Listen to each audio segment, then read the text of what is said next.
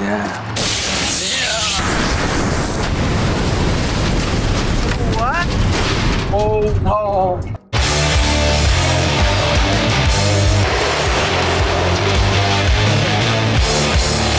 LiftTheTrucks.com has the juice.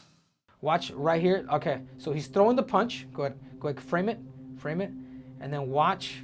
Keep going, and then boom, right here. This is where you got to be careful as a fighter, is when they talk about you being squared, because when you're squared, you're the right target table to actually get hit. So this is why it's always, if you do throw, you got to come back here rather than when ALJO threw, he almost came back like boom.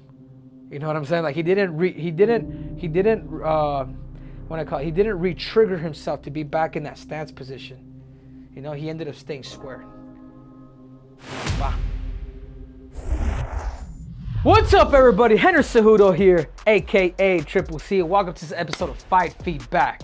Again, on this special episode of Fight Feedback, I'm going to be breaking down, that's right, Aljamain Sterling versus Sean O'Malley. What were the keys of the upset that Sean O'Malley became victorious? So again, guys, I just cannot thank our sponsor. That's right, Lifted Trucks. If you're a short king like Triple C, the 5'4" king, and you have trouble on the streets and you need a lifted truck, you guys make sure to go liftedtrucks.com and get your lift on. All right, so here we go, guys. I mean, obviously this fight just happened.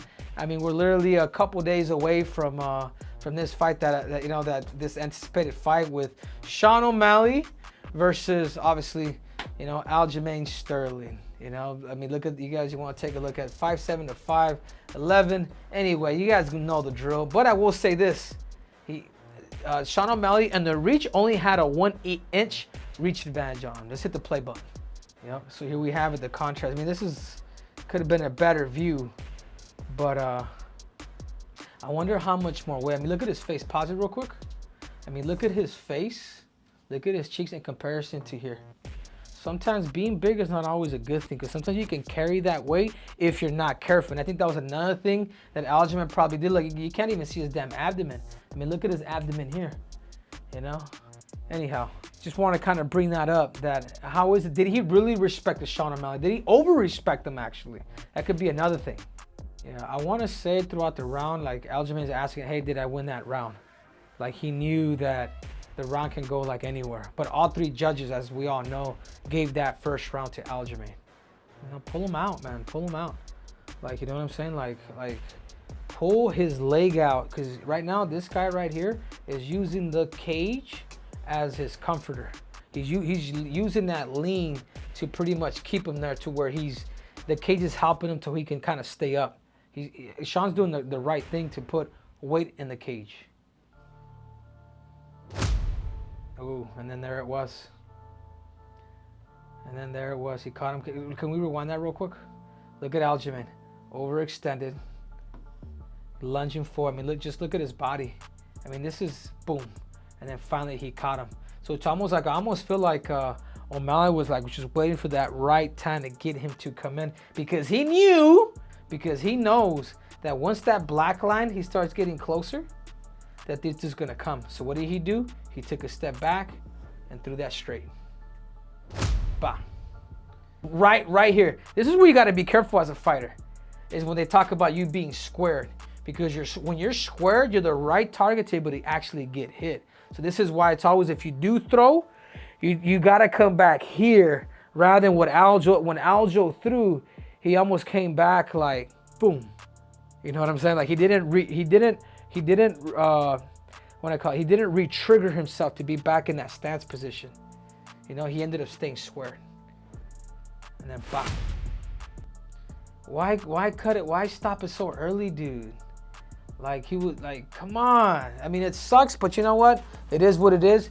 His hands were still up, because there's not much you can do. And Sean did the right thing. When he did hit him, he didn't get into his guard. He stayed up and he started actually pounding.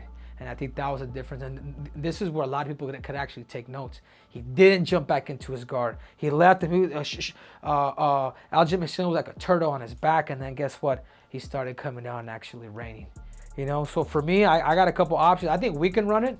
I think if there's a better sell, I think we come from the. I think we live in the same city. I think it would be a better fight. I mean, you get a chance to get my trolling. Remember that one time, Sean, that I crashed your Pepto Bismol commercial? Hey, Sean! You want a matchup? And he's right here. I'd love a tune-up. What do you say, Precious? You know the rest. You know, now it's time to get it back. I believe that now we can talk with these damn hands. How good are you? How bad do you want? How bad do you want the Olympic champ, the flyweight champ, and the bantamweight champion of the world? The greatest combat athlete of all time. But I get it. You're going to go with Cheeto. You're going to go with that dude who looks like a damn rapist that has no...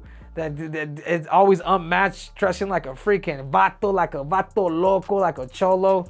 Anyways, do me a favor, you know, buy him some damn clippers. But anyhow, I get it. You know, whatever it is that I got to do. There's two guys that a lot of people wouldn't want to fight, and that's Merab and Aljamain. I'll take either one of those cats.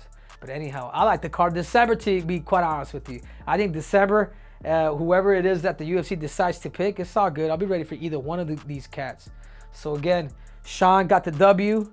There's nothing else you could say. He got the right timing. Aljamain wasn't there. As you guys know, I gave Aljamain the actual game plan. I told him he's gonna move and he's gonna counter you, and that's exactly what happened. And Aljamain was able to fall into his web, and this is how this man got the victory. I'm not the only one that was wrong. All you guys were wrong. Nobody of you guys believed in this dude. None of you guys believe in this trans Barbie.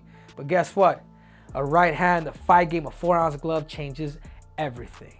So what were Sean O'Malley's keys to upsetting Aljamain Sterling? I'm gonna tell you guys the 3 keys. It was number 1, his movement. He was moving laterally on, he wasn't just moving straight back. He would go straight back and then he would go side to side. And that was one thing that Aljamain necessarily wasn't, I don't want to say he wasn't ready for it, but it's something that actually bugged him. Number 2 was his distance.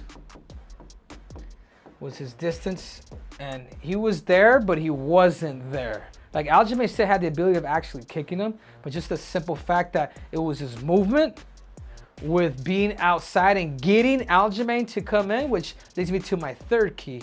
It was right here. As he caught Aljamain Sterling coming in, is he set traps.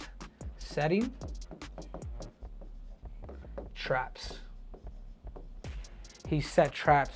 It was his movement, it was his distance recognition, and then getting the dude to actually set up traps, and he was able to catch that straight right hand, and eventually that's all she wrote. So just a quick summary. The movements that he was doing, he was going straight back, but then he was boom, boom, he was juking. And that's one thing that I will give Sean O'Malley that he is good at. It was his distance recognition. He was very far out where it was making Aljamain Sterling uncomfortable. And then obviously with the movement and the distance, he was able to actually set traps and to be able to catch Aljamain Sterling with that straight right. So what's next for Sean O'Malley? You know, I get it, Sean. I get you don't want a piece of the Triple C. Hey, you remember that one time I said, hey, Sean, if I want a tune-up fight, you want a tune-up fight? He's right here. Remember that? Remember when you were stuttering, Sean? Anyhow, I'm right here, but I get it. You're gonna want to go up against a dude that looks like a rapist like Cheeto Vera, and I get it. I get it 100%. This is all business. To me, this is all business regardless. You don't have to like me. You just have to pay me, and I gotta make money off of you. So again, I think more likely there's 3 people that he may fight. It's either me, Cheeto, or Sanhagen. The UFC, they don't like ALJO. Who likes ALJO? I don't even like ALJO. And I was texting with them. But whatever that may be, I think he's going to pick the easiest route. And the easiest route out of all of them, it is Cheeto Vera. But I will say this about Cheeto Vera. Cheeto Vera will beat him again. Why? It's because Cheeto Vera is not going to lunge. He's not going to give you those certain things. And you know what Cheeto Vera is going to do to you, Sean? He's going to kick your leg. Because you still haven't learned. You still have that white stance. You know, you may be really good with the hands. You may be accurate or whatever. But once it starts to break your foundation, you're going to be done. You're going to be done. And I told this. And again, but anyhow, you can pick whatever it is that you want to pick. You trans Barbie, but whatever that may be. But if you want a piece of the Triple C, the Olympic champ, the flyweight champ, and the bantamweight champ, he's right here. The greatest combat athlete of all time. As a matter of fact, you've even said it too on Rogan. Anyhow, you already know what it is. How can you say you're the best in the world if you're not even the best in the damn city. That's right. You're not even a city champ, to be quite honest with you. What you got on me? But guess what? I know what you're gonna pick. You're gonna pick Cheeto Vera. You're gonna pick Cheeto Vera. Looks like a damn rapist, but it's all good. If you want a piece of the greatest combat athlete of all time, well, here we are. You know, how can you say you're the best in the world when you're not even the best in your own damn city? Anyhow, thank you guys for watching.